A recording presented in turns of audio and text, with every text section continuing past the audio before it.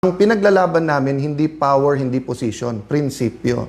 So, kung 13 na sa kanila, congratulations.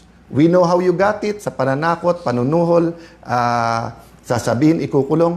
But sabi namin na anytime na 13 kayo, kayo na mamuno. Pero hindi magbabago principle namin. Kaya ang tanong ko, kung makukuha nyo yung 13, buburahin na naman natin yung flood control or IFRO front and center natin to. Lahat, kinukuyog nyo buong Pilipinas na magkaroon ng impartial na impeachment. Pero ayon yung hindi kayo ang mag-preside. Ayaw nyo na ang numero ay 24. Binabago-bago nyo. Pinost ni Senator Win, tapos tinanggal. Tapos ngayon ay sinasabi ni Senator Win, hindi, talagang 1624. Tapos sinasabi ng ibang prosecutors, hindi. Supreme Court lang pwede magsabi. Whether yan ay congressmen and women prosecutors or yung private court.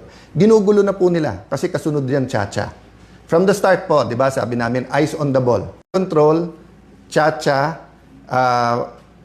pag whitewash, para nga ma-extend yung term. Sana mali ako. Sana mali. Pero